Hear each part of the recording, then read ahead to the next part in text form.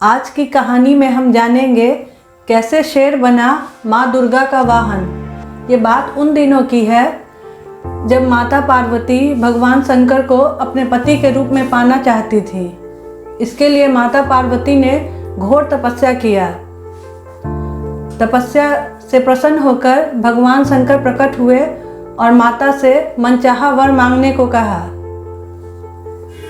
देवी पार्वती भगवान शंकर को पति के रूप में पाना चाहती थी।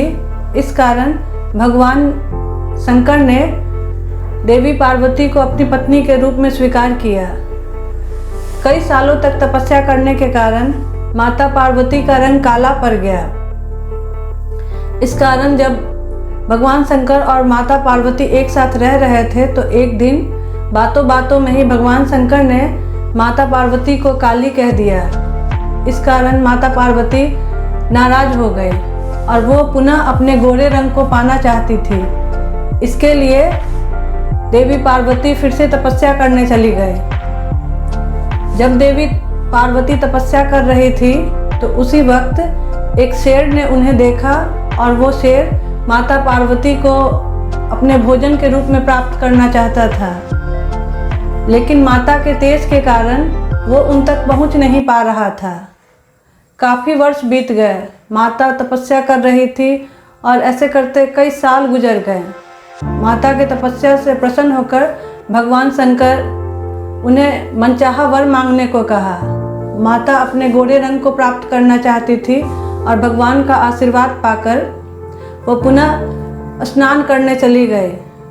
जब माता पार्वती स्नान कर रही थी तो उसी वक्त उनके शरीर से एक और देवी प्रकट होती है जिनका नाम कौशिकी हुआ।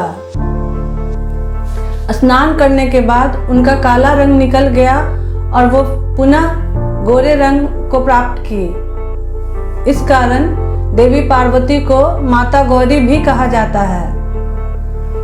जब वो स्नान करके बाहर आई तो देखी शेर उनकी प्रतीक्षा में वहीं पे खड़ा था।